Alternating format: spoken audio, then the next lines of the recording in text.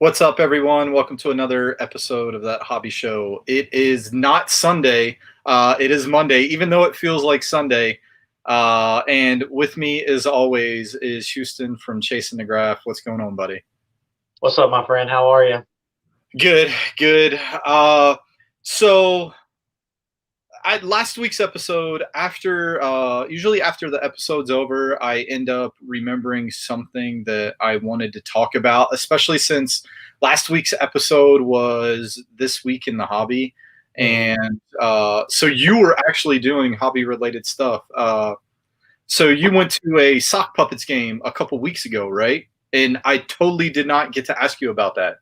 And I wanted to get your opinion on how was the game? How was the quality of play compared to when Burlington was an affiliated team?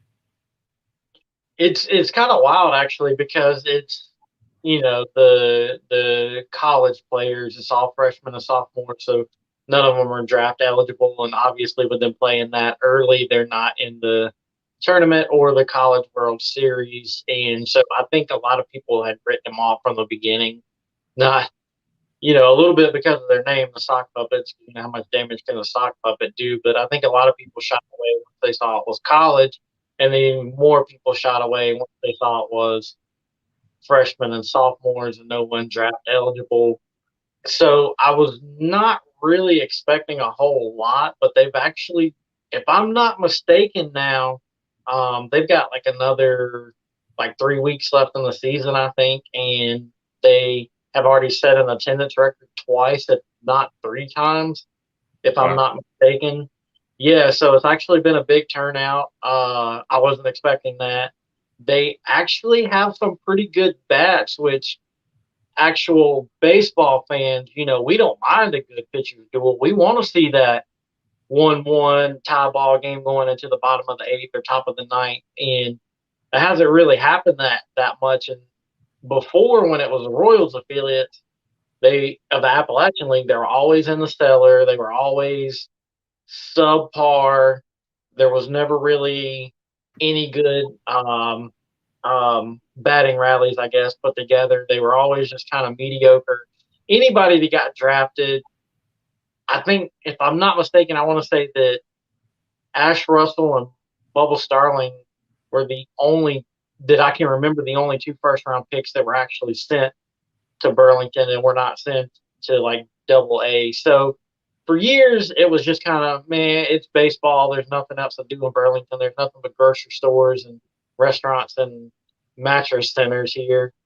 So they've done a lot with it. They really brought it, considering that it is college a college wood bat league, and the bats are hot, and that's what people want to see. 8-10 run games, that kind of thing. So it's actually been pretty surprising overall, in my opinion. Yeah, and so for people that don't realize the rules for MLB, like being drafted in MLB, they don't have the one and done rule in college. You're not draft eligible for MLB until you're a junior in college. So, say you're a senior coming out of high school, you don't have that deal where you think you should be first round, second round talent. You don't get that. And then, so you got to spend 3 years in college. So that's a huge gamble on yourself. And I think it confuses people too when they see those Bowman had an insert set. They've done it a couple times where like rising stock or whatever, and it'll show a player drafted 35th round, 111th, or like 3,000th overall, and then a first round draft pick, like round one, pick 9. And I don't think people understand how they can make that huge of a jump. Well, they had 3 years to adjust to a high level. But you touched on my next question was, how have the people of Burlington embraced the team? Because sometimes, they could be bitter, like, hey, this MLB didn't want us. And even though these kids aren't affiliated with MLB, now the MLB, they're under that umbrella, like kind of, I guess, almost boycotting them. But it sounds to me like what you were saying is they've embraced them, and I think the rebrand has definitely helped too, because I know when they came out with the sock puppets moniker that there was a lot of hate, but also a lot of love. And then usually that kind of piques people's curiosity that they're going to go check it out anyway and see, well, what the hell kind of a mascot are they going to have? Is it a giant sock puppet or what? But so everybody seems to really be embracing it. Yeah, yeah. For the most part, I think the obviously the promotional nights help, and what Mm. they did was, and as far as I know, this was never the case. They offered season tickets, and the way the Burlington Stadium is behind home plate is under a shelter, and the first few rows are like fold down seats, just a little plastic seat it folds down. Everything else behind that and first and third base is all bleachers. So what they did was those seats behind home plate, they offered them at season tickets, and you got your name on the seat. The Ball family, the Bird family, the Schaefer family, or whatever. And along with that season pass, you got tickets to every home game, obviously, but they also added in free food. If you purchase season tickets, you get free hot dogs, grilled chicken sandwiches, hamburgers, cheeseburgers, sodas, chips, that kind of thing. In which I think a lot of people responded to that because if Oh, you go, yeah, I think that's what really drew a lot of people in. Because if you go on like a non-promotional night where it's just a game, there's no dollar hot dog night, there's no dollar beer night, then all the blue seats, the plastic seats that are the season ticket holder seats, those are almost all full. But then when you look around in the bleachers, there's you know you could probably throw a football and not hit somebody. And so I think the season tickets and your name on the seat and the free food, and you get like their team store is called the Sock Market, and, and you get with the season tickets and the name on the seat and the free food, you get a discount in the Sock Market. So that's pretty cool. nice, nice. That's awesome. And then so then also this past weekend you got to see the collegiate Team USA collegiate national team scrimmage each other. So that was pretty cool. Yeah, yeah, it was Star Stripes. Obviously, there somebody in her family got season tickets, and they messaged us or they messaged me and was like, for the games that we can't go, do you want the tickets? And of course, I was like, why'd you even ask? Like, Yeah, right. that's how we've been going. And like, you go in the gate, you get a little wristband, and then you go to a certain section of the concourse. That's where you get all your free food and everything. And they had tickets to the Stars and Stripes game, and it was the day before. No, it was Thursday, as a matter of fact. And she's like, "Hey, I got these tickets for Saturday. Do you want to go?" And I was just like, busy weekend, the fourth. And so, of course, the wife was like, "Yeah, let's do it. Something baseball on Fourth of July, not Fourth of July, but baseball on Fourth of July, and you can't go wrong." And so, and it wasn't until actually I think the day before or the whatever day we were talking that I knew that Tulo was going to be an assistant coach for the strike side. So that was one of the main reasons I went, because I've always been a fan of his outside, like as an individual player outside of the Rangers. I mean, you might as well call him Mr. Rockies, because he played for the Colorado Rockies and did a lot of good things for them. Yeah. And so I told her, I was like, look, I do want to go to the game. Not super interested in the game, more interested in getting, Tulo's autograph. So we went to eat before, and then we got there. Game started at 7, gates opened at 5:30. I walked in the gate a few minutes after 6, and I'm already kind of like looking at the clubhouse, looking at the field, looking at the clubhouse, looking at the field, like, has he already came out yet? Is he still in the clubhouse? And players are walking by, and there's maybe 8 to 10 other people there getting, their card signed, their custom card signed, their collegiate bat and helmets and stuff. And so I'm, just going like head on a swivel, looking back and forth. And I just happened to look at the field, and I was standing on the third base side, and I see him walk by on his phone. So I'm glad I was looking at the field too, because if I'd have just, been waiting for him to come out of the clubhouse, I'd have been screwed. Yeah. And so he's on his phone, and I'm closer to the clubhouse than I am the field. And so there's like three or four other people that are like almost like right there. And there's a kid standing right there. And of course, I'm not going to blow past him and be like, start hollering, Troy, Troy, he's on the phone. Yeah. And so he walks all the way down the third base side to the outfield, almost to the fence to the outfield.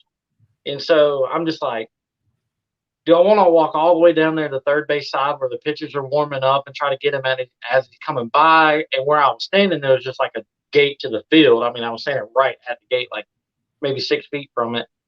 And so the probably six people that like knew that was him on the phone, they ran all the way down there to the third base side where the pitchers were, or where the bullpen was. And so I was like, well, I'm the only one here at the gate now. I'm just going to hang out right here and, catch him as he's walking by. Yeah. And I'm staring at those people because I wanted to see if he signed for them or not. And there was like six people over there, and he gets off the phone. He starts walking by, and he walks over there. And I see the guy hold his notebook out with his cards, I'm assuming, on it. And I seen him, move his hand a little bit, and then he walks away. And so I was like, well, damn, he only signed for like one of those like six people. I was like, so this is not looking good for me. Yeah. And so he's walking closer, and I'm just like I was like, am I gonna ask? Am I not gonna ask? Like, and he starts walking by, and he gets like 6 feet from me, and I'm just like, Troy, will you please sign this baseball for me? And he walks over, and he's like, yeah, man, absolutely. And so he grabs the ball and he starts signing it. And I was trying to get my phone out, but I was shaking and I was so nervous that I didn't get my phone out to get the picture. Yeah. And so I was just like, man, I was like, I'm a Rangers fan, but as an individual player, I was like, I'm a huge fan of yours. I was like, I really appreciate you signing for me. He's like, it's not a problem at all, man. He's like, thanks for the support. He's like, thanks for coming out and, supporting these guys. And so I got the autograph, and it turned out really, really well. Yeah, and for people that aren't familiar with a Troy Tulowitzki autograph, that's a really good autograph from him. So that's basically, I don't know, his version of a full name autograph. So yeah. So I got the ball, and she had already came in and went to the seats or whatever. And I came up there and went to the seats, sat down, and I was like, do you want to leave? And she was like, what? I was like, I kind of got what I came here for. So, and I have like a tick in my head where I was like, there's no way I can't not do this, because several years ago when Jameis Winston was playing baseball for Florida State, he had just won the Heisman, and they played UNC Chapel Hill, which I'm only about 30 to 40 minutes from. Okay. And I just kept telling myself, I was like, I'm going to go to this game. I'm going to go to this game. Like, I bought a football, and I was going to go, and I was going to go. And I was literally, I'm not even going to lie, I was literally so broke at the time, I couldn't afford a $6 ticket to go to the game. So I didn't go. And later that night, I'm watching ESPNU, which is, mainly ESPN college sports. Yeah. And they just like took the knife, and not only did they like stab me in the heart, but ESPNU turned the knife and then pulled it out, kind of, the knife with a little hook on the end. Yeah. And they showed a clip of him after the baseball game signing autographs, and they made the comment that he stayed for like an hour and a half after the game and made sure everybody got a signature, everybody got their baseball, football, helmet, cleat, or whatever signed. And I want you to know that gave me autograph like PTSD. Like, I told myself, I was like, if I ever get the chance to see a player that big, somebody of Tulowitzki status, I was like, I'm going to go through hell and high water to get it, because I don't want that feeling again. And it was severe FOMO. And it was like, I'll randomly think about it like at work, and I just like kick myself in the dick for it all the time. Yeah, I definitely feel you, because there's been times where I was going to go to a game, and I'm like, you kind of talk yourself out of it. You're like, oh, well, I only have 4 things to get signed. So is it really worth it? And then as the day goes on, you're looking at your watch and you're like, well, I would have been on the road by now. Gates are open right now. And you're just the whole time wondering about the damn game anyway. And then usually that's when you like go on the message boards or the autograph groups and you're like, yeah, man, this guy racked. He signed everything. It was insane. And like Dixie Chicks showed up and Willie Nelson was there. You should have been there. Like, are you kidding me? But, you know, so that's usually how it goes. But it's funny that you mentioned that, though. So I am going on a minor league baseball road trip next week. Surprise, surprise, I couldn't talk anybody into going with me because I'm going to drive 13 and a half hours one way for one player. So I'm going to Round Rock, Texas. So you're probably familiar, the Rangers AAA affiliate, right? Definitely. And everybody knows my love of the Korea baseball organization. So their Korean player, I butcher his name. I butcher his name every time, but Hyung Jong Yang. I don't know. Anyway, he used to play for the Kia Tigers. He posted again this offseason, and that was one of the Rangers' foreign acquisitions. The other was Kohei Arihara from the Nippon Ham Fighters. So I seen that Yang got sent down to AAA, and as of right now, I'm going because he's on the roster, right? And I have a bunch of his Korean cards. I counted, I have 18. And he's one of those guys that for some reason I could not get in Korea. I got him one time, and it's like one of those, like what you were talking about earlier, where that one time I got him, he signed everything for me, and then I ran out of stuff. And it was one of those things where I was like, oh, I wish I would have brought more because I had more, right? And I think he signed like 10 cards for me. But and yeah, here he is. Right. No, that's Lee Ideho. But him right there, you'll notice his glasses. He's famous for his I don't know if they're prescription glasses or not, but the frames, he matches them to the color of his uniform. So it's pretty funny. And so he's pitching for Round Rock. So what I am going to try and do, and also since I love Japanese baseball, right? So the Dodgers, for some weird reason, they signed Yoshitomo or Yoshi Satsugo from the Yokohama Dana Bay Stars, right?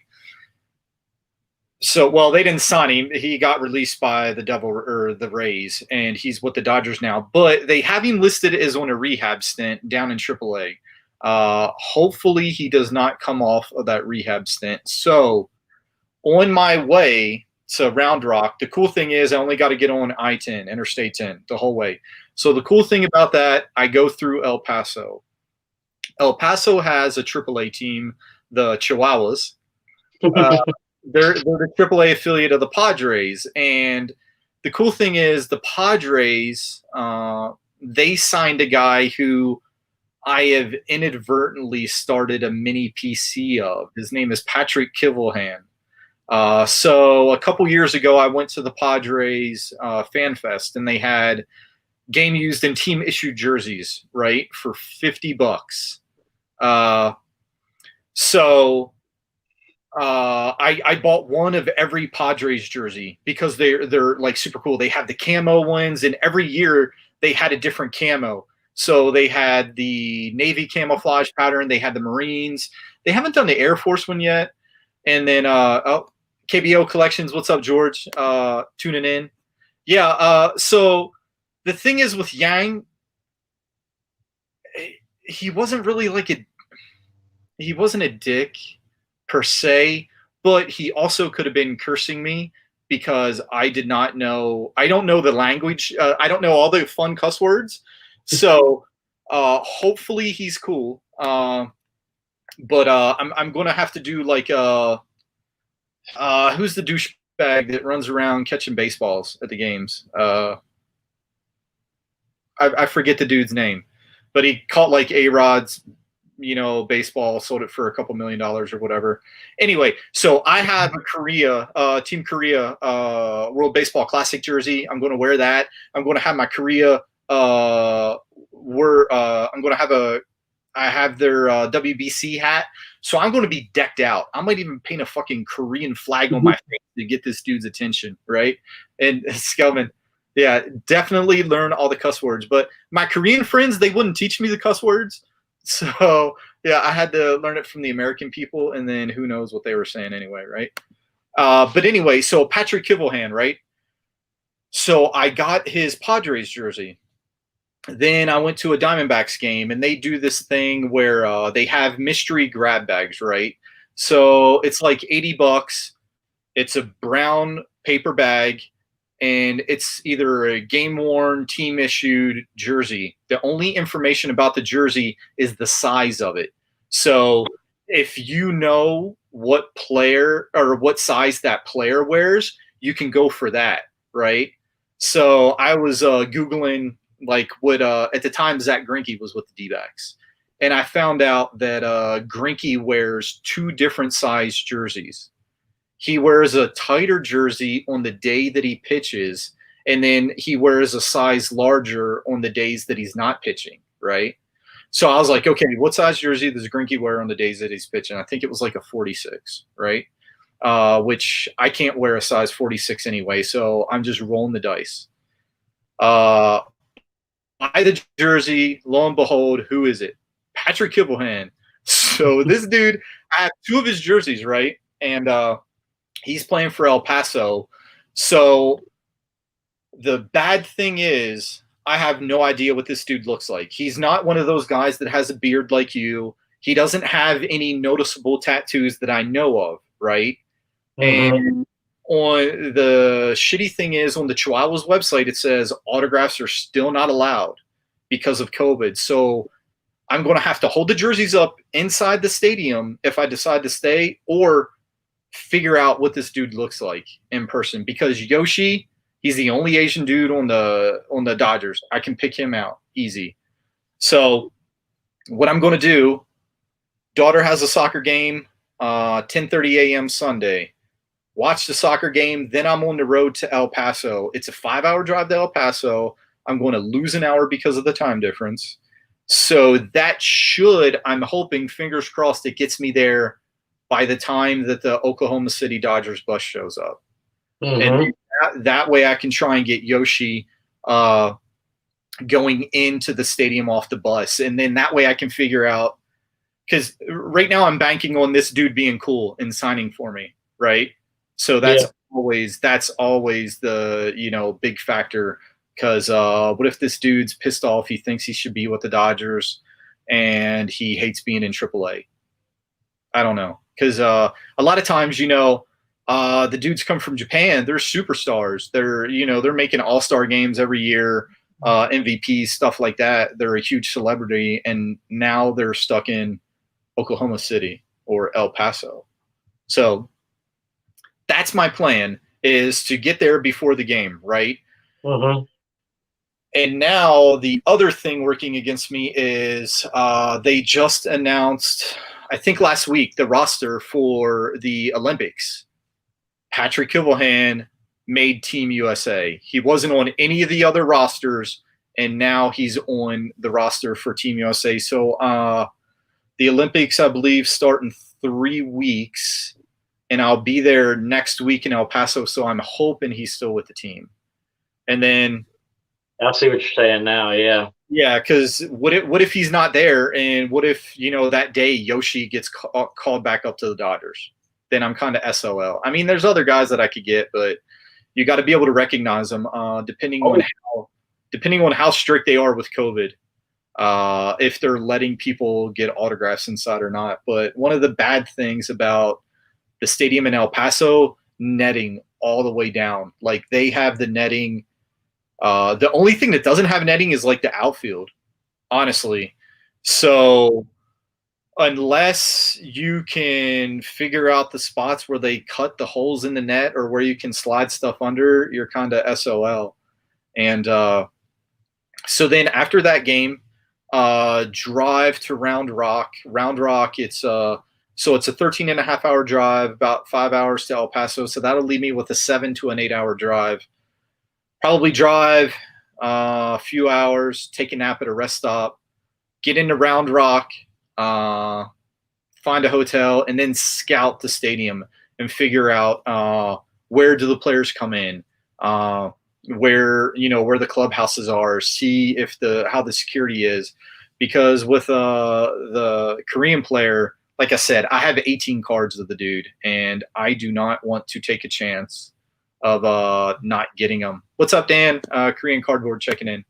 So yeah, and I'm kind of breaking my rule for when it comes to road trips for autographs, because what I do, if two teams are playing that have spring training here in Arizona, then I won't make that super long trip, because usually I have plenty of opportunities to come get them.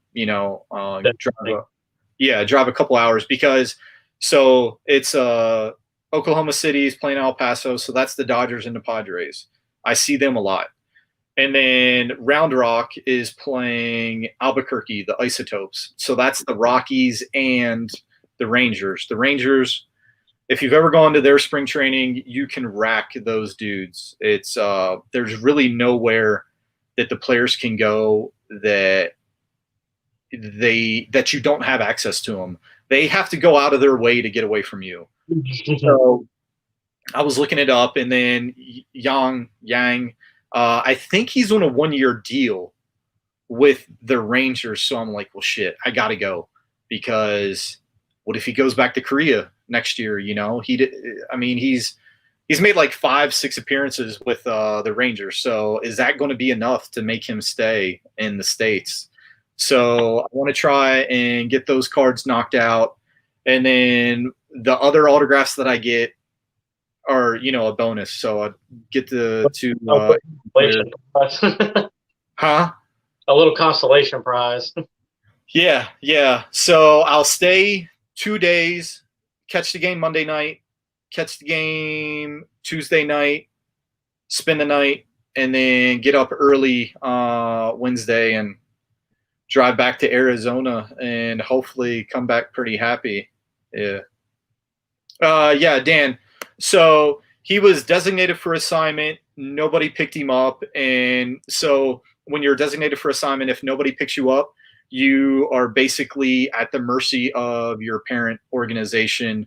And usually they'll send them to AAA. I've seen some Hiroyuki Nakajima he was signed by the A's a while ago, and he got DFA'd by them, and they ended up sending him all the way down to AA.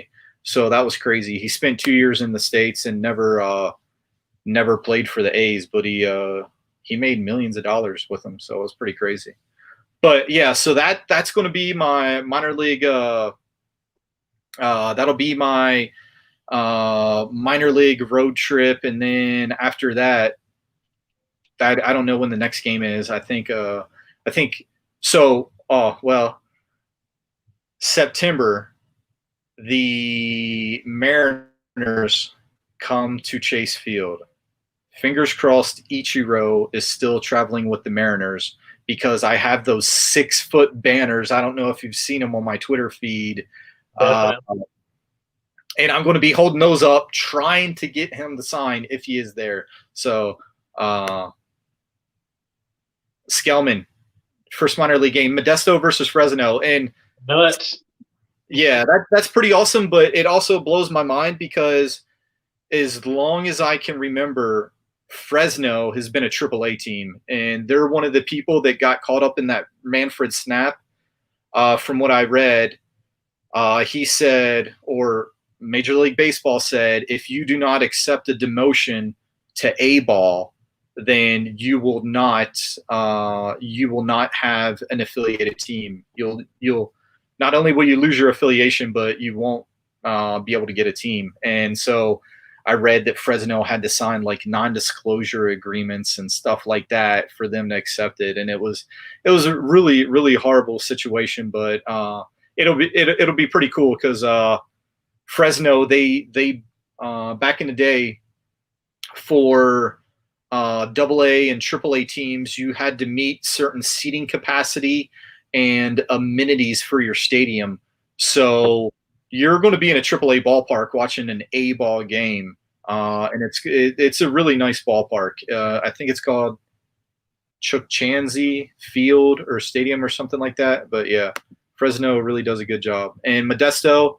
It's a really awesome place to watch a baseball game. It's pretty cool. But enough about baseball before I forget. So you got to get in the ring with American Lucha Wrestling. Yeah. My back's still a little sore from that. Yeah. Basically, we wanted to try our shot at a promo. The wrestler I interviewed is very demonic and psychotic, as you could tell if you watched the video. And so we knew we couldn't do just like a sit down interview like we did with Cool J. Like, what are your hopes and dreams? Yeah. What's your biggest inspiration? So, and that wasn't what he was into anyway. Like, just as an individual, he's like, I'm all about the theatrics. I'm all about the in your face. Like, and I was like, we had talked about it like 2 weeks beforehand, and I was like, I'm down. Let's not half ass anything. Like, and so beforehand, did you get to obviously you talked to him about it, but so did you talk to him, were you talking to the character or were you talking to him out of, I guess, breaking kayfabe? Yeah, he was not in gimmick. Okay. We well I was It was probably an hour to an hour and a half of us talking before we actually started recording anything. And a lot of it was I'm asking this, asking that, where's this guy gonna stand? Because it was also the reveal of a tag team that nobody knew was coming into existence until that video. So we also had to make it, a little bit more like, oh shit, that way. And so I told him we didn't practice the toss at all. And I told him, I was like, I'm going to ask you a question that I was told to ask by somebody, and you're going to lose your shit. And he was like, well, I'll know it when I hear it. And he's like, I'm not going to like choke slam you or anything like that, and, put you in danger or anything like that. And so he was like, I'll just kind of push you in the corner. And then he was like, when you're, he was like, I'll just kind of push you in the corner. And I was like, well, I'll just kind of melt into the turnbuckle. And he was like, well, if that's, if you're going to do that, if you're sitting down, he's like, I'll just kind of like, you know what, we're not going to do this now, kind of thing. And so the time comes, and the guy that I met at Don's visitation that set all this up, he said, ask him about Karate Dave. I don't know. I don't know what Karate Dave means. Yeah. And so we're standing there, we're talking, and I said, before we end this interview, man, I gotta know. I was like, who in the world is Karate Dave? And then he just like stops and just like breaks his neck turning. And that's when he like tossed me in the corner and was like, oh, you got jokes? You think this is funny? But if you notice, he throws me in the corner and I just kind of like melt and I just crawl over the bottom rope to get out. You crawled out of the ring. Yeah, and after that, he was like, man, he was like, that was so much more genius than, you just kind of sitting down and me being like, I'm not going to kill you right now.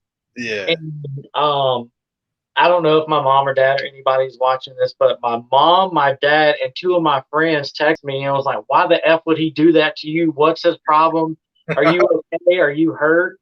And so, of course, I'm like, my back's a little bit sore. Like, I asked him a question I shouldn't have asked. That was my doings. The guy's a psychotic demon. I knew what I was doing. So it is what it is. I kind of deserved it. And my dad texted me and, he was like, are you okay? Are you hurt? I was like, I'm fine. It's whatever. But he texted me later and was like, every time your mom watches that video, she cries because she doesn't understand how a stranger could hurt you.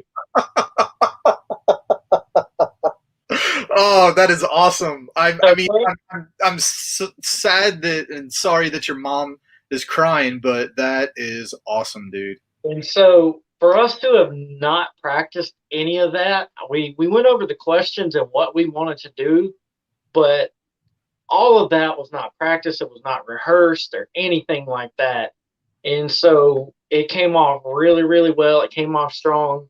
I did his character justice, which is what I wanted to do because I was like, this guy, I watched him pick a stranger up at a show in like a chokehold, and you can pick somebody up by like their chin and not actually choke them. Yeah. And so I was like, I want to sell this. I don't want to make him look like an idiot. I don't want to make him, look stupid because this is what we're doing it for. We're doing it for them. We're doing it to get more eyes on them and more literal promotion for them, not to use that wrestling pun.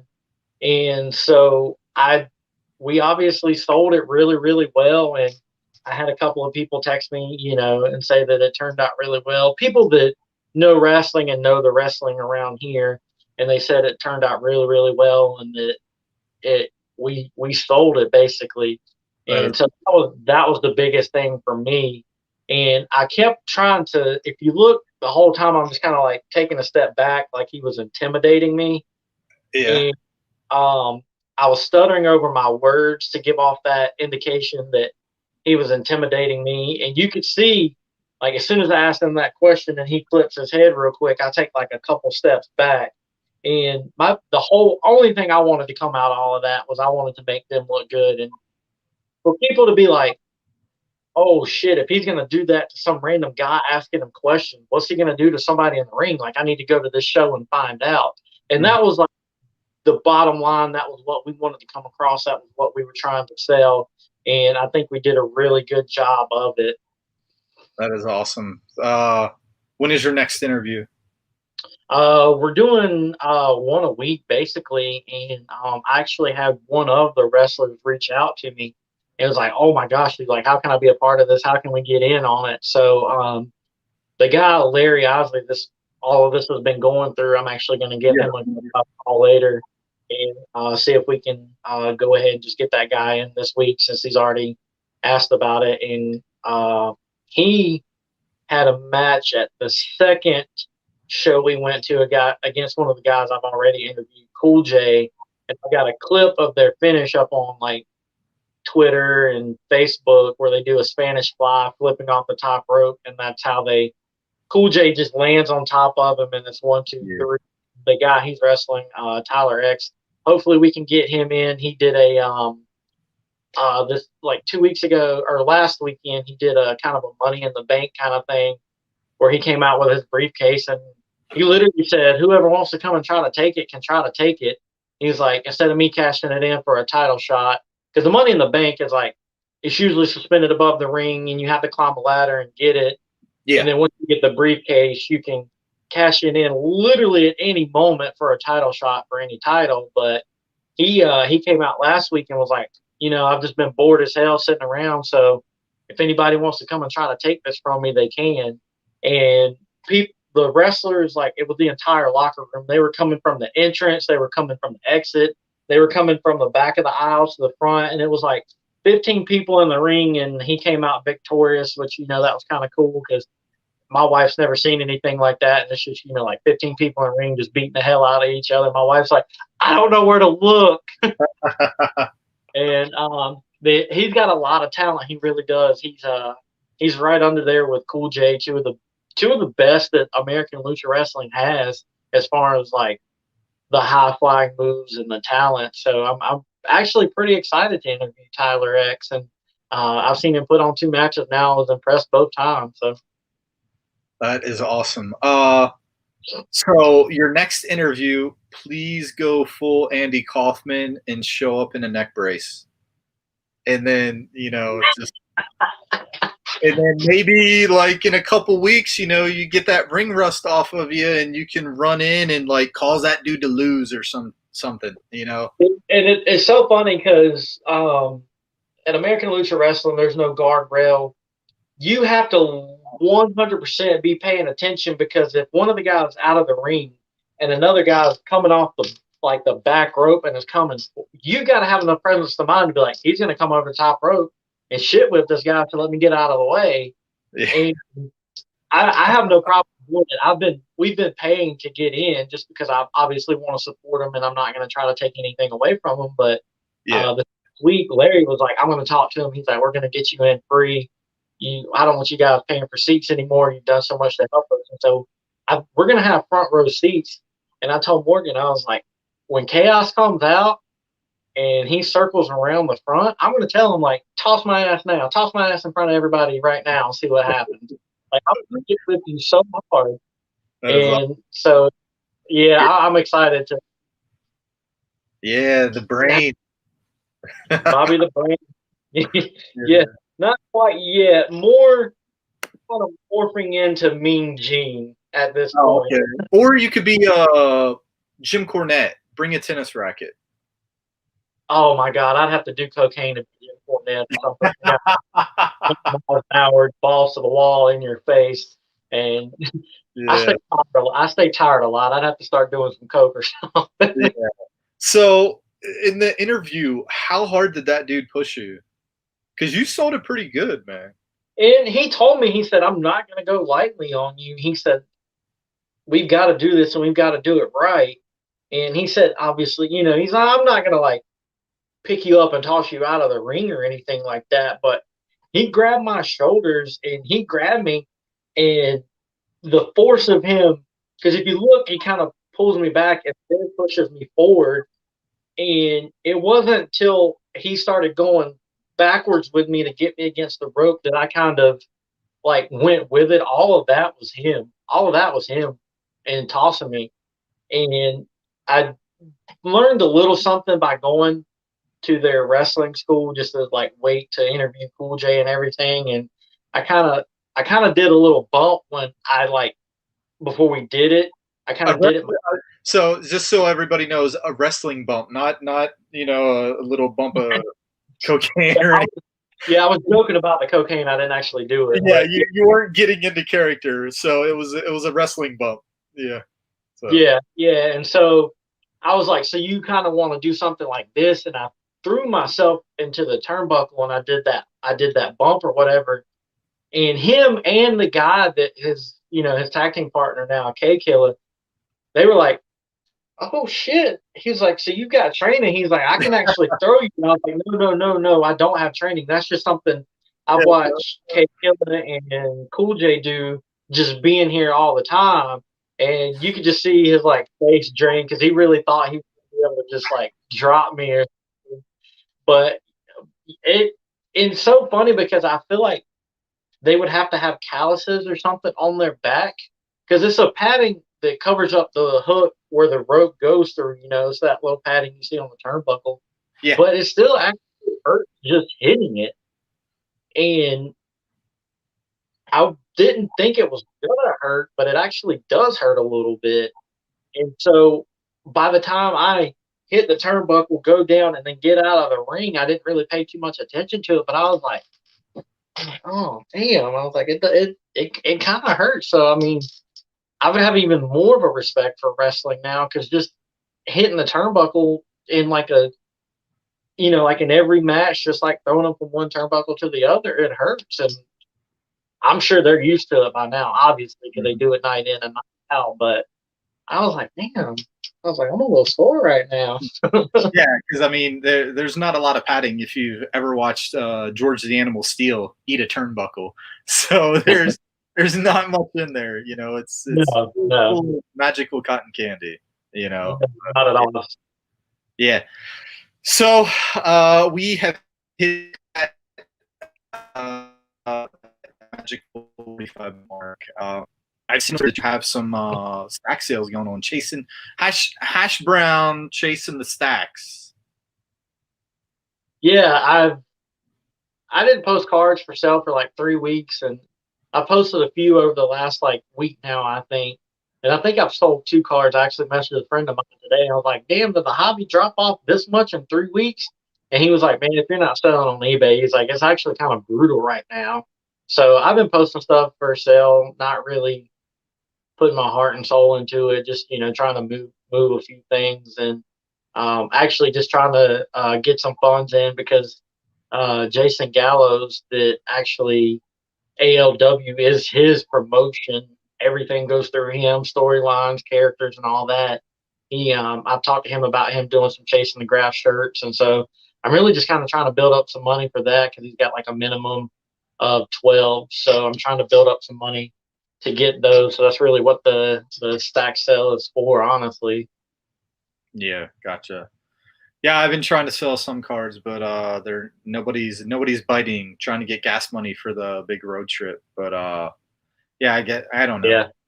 Maybe my prices are too high. I don't know, but oh, I don't have anything else to promote other than Charm City Graphs on Twitter, Charm City Autographs on YouTube and Facebook.